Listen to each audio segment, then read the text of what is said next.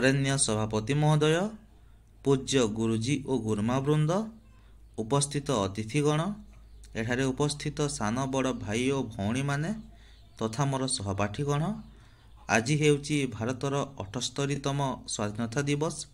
ଏହି ପବିତ୍ର ଦିବସରେ ମୋତେ କିଛି କହିବାର ସୁଯୋଗ ମିଳିଥିବାରୁ ମୁଁ ନିଜକୁ ଧନ୍ୟ ମନେ କରୁଛି। ଯାହା ନାହିଁ ଭାରତେ ତାହା ନାହିଁ ଜଗତେ।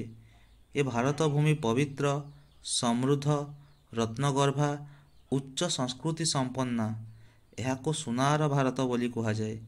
ବୈଦେଶିକ ଶାସକମାନେ ସର୍ବଦା ଏହା ଉପରେ ଲୋଲୁପ ଦୃଷ୍ଟି ପକାଇ ଆସିଛନ୍ତି। ଅତୀତରେ ବହୁବାର ଏ ମାତୃଭୂମି ସେମାନଙ୍କର ଅଧିକୃତ ହୋଇଛି।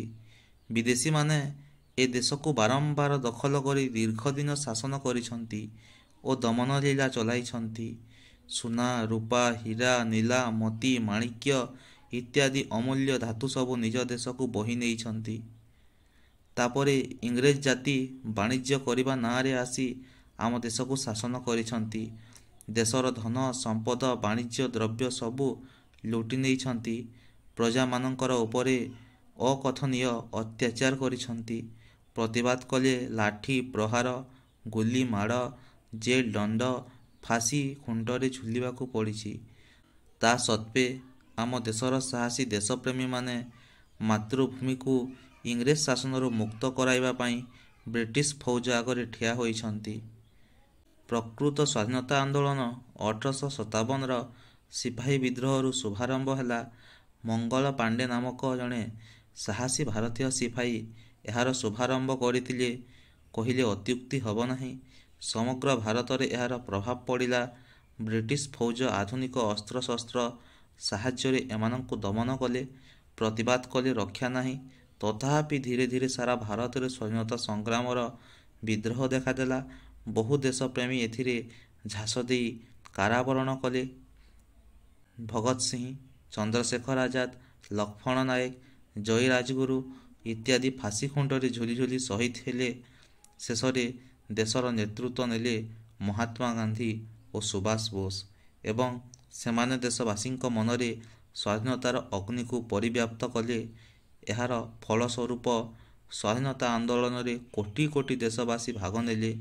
ନେତାଜୀଙ୍କ ସ୍ଲୋଗାନ "ମୋତେ ରକ୍ତ ଦିଅ, ମୁଁ ତୁମକୁ ସ୍ୱାଧୀନତା ଦେବି" ଓ ବାପୁଜୀଙ୍କ ଅହିଂସା ନୀତି ଆଗରେ ଇଂରେଜମାନେ ଶେଷରେ ମୁଣ୍ଡ ନୁଆଁଇଲେ। 1947 ମସିହା ଅଗଷ୍ଟ 15 ତାରିଖ ଆମ ଦେଶ ସ୍ୱାଧୀନ ହେଲା। ସେବେଠାରୁ ଆମେ ସ୍ୱାଧୀନତା ଦିବସକୁ ପାଳନ କରି ଆସୁଛୁ। ଏହି ଦିବସ ପାଳନ କରିବା ଦ୍ୱାରା ଭାରତ ବର୍ଷକୁ ସ୍ୱାଧୀନ କରିଥିବା ନେତାମାନଙ୍କ ସାହସ ଓ ତ୍ୟାଗ ମନେ ପଡ଼ିଥାଏ। ଅଖଣ୍ଡ ଭାରତ ବର୍ଷ ଗଠନରେ ଯେଉଁମାନେ ନିଜ ଜୀବନକୁ ଉତ୍ସର୍ଗୀକୃତ କରିଥିଲେ ସେମାନେ ଆମର ପୂଜ୍ୟ ନମସ୍ୟ। ମୁଁ ଏତିକି କହି ମୋର ବକ୍ତବ୍ୟ ଶେଷ କରୁଛି।